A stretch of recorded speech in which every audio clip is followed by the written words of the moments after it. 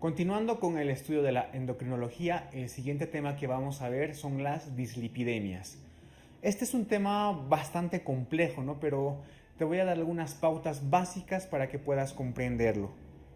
Bien, como aquí ves en el cuadro, ¿no? En la diapositiva, vas a ver una clasificación entre lipoproteínas malas y lipoproteínas buenas. Pues bien, las dislipidemias son un bloque de enfermedades que cursan con una alteración en el metabolismo de las famosas lipoproteínas. Ahora, ¿qué son las lipoproteínas? Pues son moléculas, ¿no? cargadas que dentro de sí llevan algún tipo de lípido. Por ejemplo, pueden llevar triglicéridos o colesterol. Entonces, estas lipoproteínas transportan estos lípidos a través de nuestro organismo. ¿Cuál es la clasificación de estas lipoproteínas? Pues se clasifican en los kilomicrones, que son los más grandes, como ves en la imagen. Tenemos las VLDL o lipoproteínas de muy baja densidad, las IDL, lipoproteínas de densidad intermedia, las LDL, lipoproteínas de baja densidad, y por último las HDL, las lipoproteínas de alta densidad, ¿no?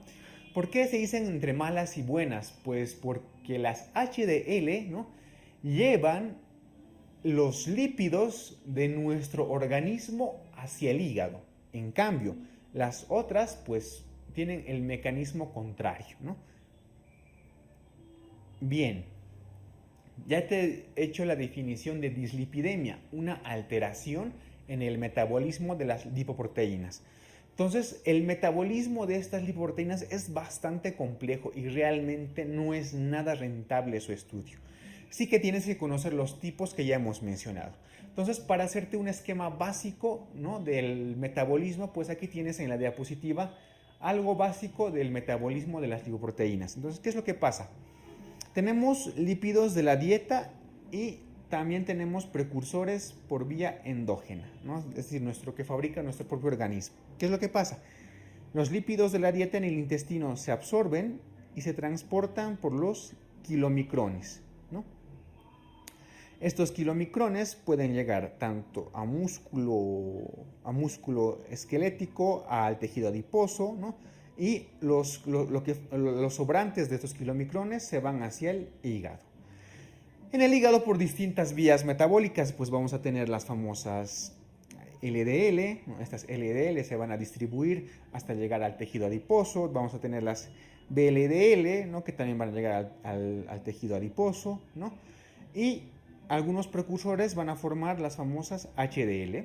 Y estas HDL, como te indico, transportan los lípidos, ¿no? de los órganos, del músculo y de algunas arterias hacia el hígado. Es decir, recogen los lípidos y los llevan hacia el hígado, ¿no? Recogen los lípidos de tejidos extrahepáticos y los llevan hacia el hígado. Por eso se denominan lipoproteínas buenas. Ya que te he dado el vistazo del metabolismo de forma básica de las lipoproteínas, vamos a ver ahora sí lo que son las dislipidemias en sí. Las dislipidemias se clasifican en dos: hiperlipoproteinemias primarias y las hiperlipoproteinemias secundarias. En este tema lo que nos interesa estudiar son principalmente las primarias. Las dislipidemias pues tienen como factor principal los factores ambientales. Sin embargo, en las dislipidemias primarias hay factores genéticos, es decir, va a haber una alteración monogénica de un solo gen, va a haber una alteración poligénica, es decir, de varios genes, ¿no? que sumado a algunos factores ambientales nos van a desarrollar estas hiperlipoproteinemias. ¿Cuál es la importancia de estudiar las dislipidemias? Pues generalmente estas patologías aumentan el riesgo cardiovascular de un paciente. Por lo tanto, nos van a aumentar el riesgo de que un paciente tenga un evento ya sea coronario en el corazón o un evento vascular cerebral. Bien, vamos a enfocarnos con las hiperlipoproteinemias primarias. entre las que tenemos las siguientes: la hiperlipidemia familiar combinada, esta es la más frecuente de todas las hiperlipoproteinemias primarias. Tenemos la hipertrigliceridemia familiar, tenemos la hipercolesterolemia familiar monogénica y la hipercolesterolemia poligénica. De por sí ya su nombre te va indicando algo, ¿no? Por ejemplo, si decimos hipertrigliceridemia, quiere decir que hay un aumento de triglicéridos en la sangre. Hipercolesterolemia quiere decir que hay un aumento del colesterol en la sangre. Bien, empezamos con la hiperlipidemia familiar combinada. Y como te he indicado, es la causa genética más frecuente de hiperlipidemia. O sea, es la causa más frecuente de hiperproteinemias primarias, ¿no? La causa genética más frecuente de hiperlipidemia, la hiperlipidemia familiar combinada. En términos generales se caracteriza por un aumento tanto de triglicéridos como del colesterol. Es decir, va a haber un aumento de ambos, pero sobre todo del colesterol LDL. Y hay un descenso del colesterol HDL. ¿Cuáles son los criterios diagnósticos de esta enfermedad? Primero, que hay una dislipidemia mixta, es decir, triglicéridos mayor a 150, el colesterol total entre 200 y 400 y el HDL disminuido con el LDL aumentado. Que estos pacientes tengan antecedentes familiares de hiperlipidemia combinada, ya sea del padre, de la madre, etc.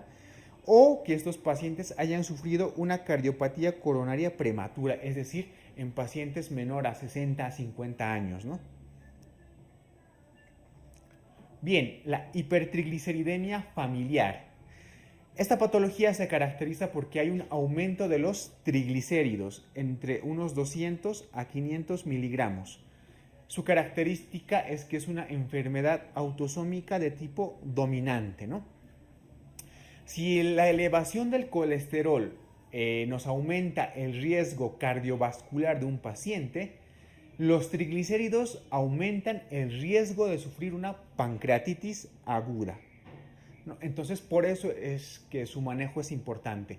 El aumento de los triglicéridos, pues, nos aumenta el riesgo de sufrir pancreatitis aguda.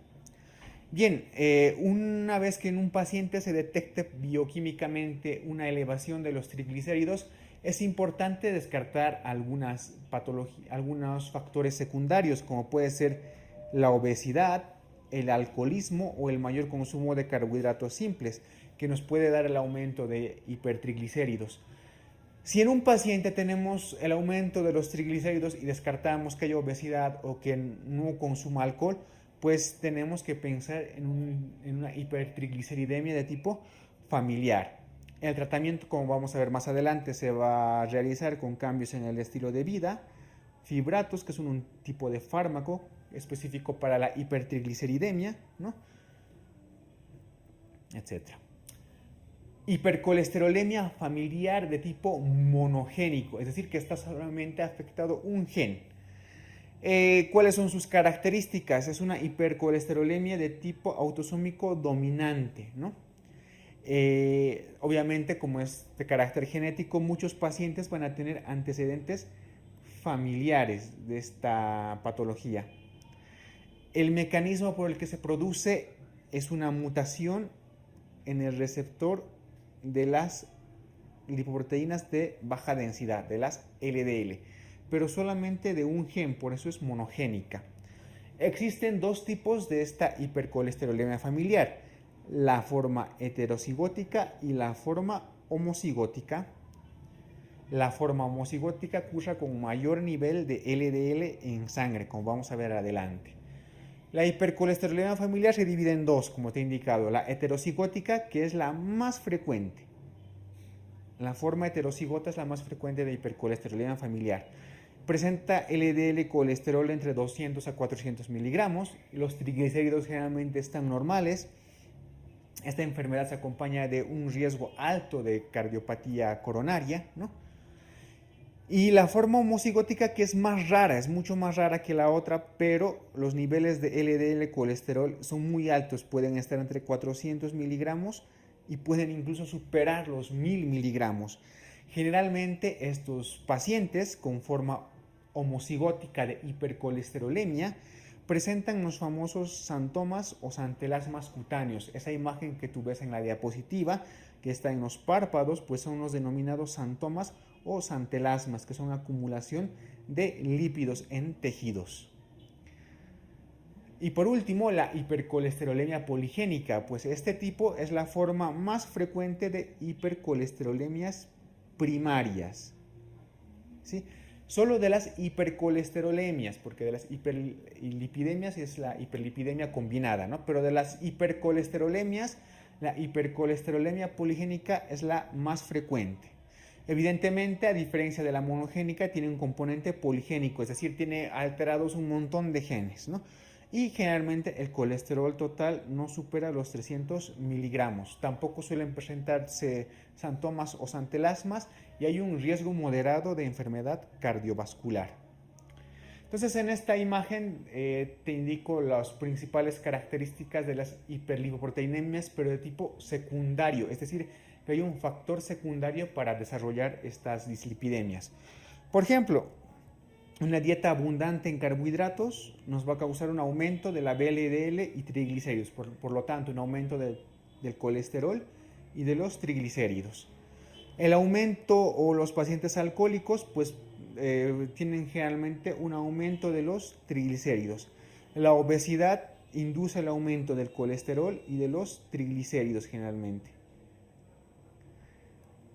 El síndrome nefrótico ocasiona un aumento del colesterol, ¿no? El síndrome de Cushing aumenta el colesterol y los triglicéridos. El hipotiroidismo ocasiona un aumento del colesterol, etc., ¿no? Entonces, estas hiperlipoproteinemias o dislipidemias son de tipo secundario.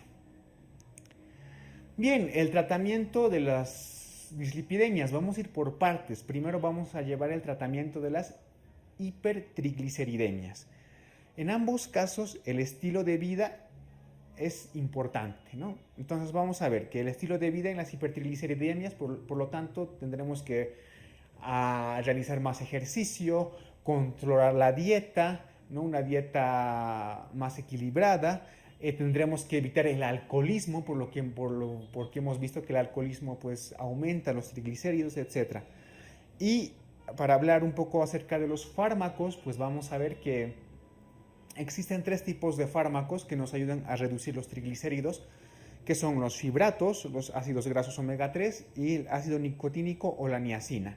De todos estos, los principales son los fibratos, los que vamos a usar con más frecuencia, entre los cuales tenemos el genfibrosilo y el fenofibrato, ¿no?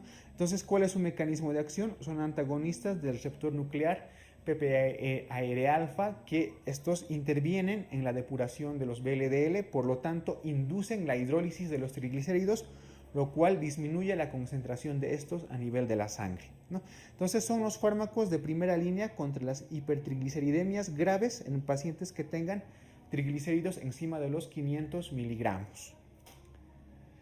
Bien, el tratamiento de la hipercolesterolemia, igualmente, ¿no? Es importante el cambio en los estilos de vida, es decir, el ejercicio, la dieta, ¿no? Y los fármacos, ya que estos pacientes con hipercolesterolemia tienen un riesgo elevado de sufrir una cardiopatía de tipo isquémico, ¿no? Tienen elevado el riesgo cardiovascular, es importante realizar un tratamiento intensivo desde el inicio. Entonces, el estilo de vida es importante y luego tenemos a los fármacos, entre los cuales los principales tenemos a las famosas estatinas.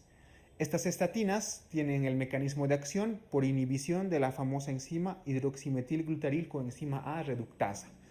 Esta enzima pues está presente en la síntesis del colesterol y si yo bloqueo esta enzima pues disminuyo la síntesis del colesterol. Hay muchos tipos de estatinas, pero entre las más frecuentes y las más potentes tenemos la atorvastatina y la rosuvastatina, que son las que van a disminuir también la concentración de triglicéridos. Una complicación que es grave, ¿no? Es más o menos la rhabdomiólisis, que se produce por la combinación de una estatina y de un fibrato. Por lo tanto, en estos pacientes tendremos que controlar, por ejemplo, enzimas como la CPK. Pero sin duda, estos son los fármacos de elección en las hipercolesterolemias, las estatinas. Bien, te he indicado de que la estratificación de un paciente con dislipidemias es importante, ya que está con una elevación de su riesgo cardiovascular. Aquí tienes un gráfico en el cual vas a identificar un score, un puntaje, ¿no? De acuerdo, y nos van a permitir la clasificación del riesgo cardiovascular. No es muy recomendable que te lo aprendas de memoria, ¿no? Ya que de cara al examen pues es muy poco probable que te lo pregunten. Sí que es importante para nuestro día a día como médicos, ¿no? En el tratamiento de estas patologías, ya que es muy importante su conocimiento. Por ejemplo, los pacientes que tengan un riesgo cardiovascular muy alto, en gente que tenga diabetes tipo 1 y tipo 2, el objetivo de la LDL tendrá que ser 70 miligramos decilitro, ¿no? En pacientes que tengan un riesgo moderado, ¿no? Un score de 1 a 5%, pues podemos incluso elevar el objetivo de la LDL, por ejemplo, a menor a 115 miligramos decilitro.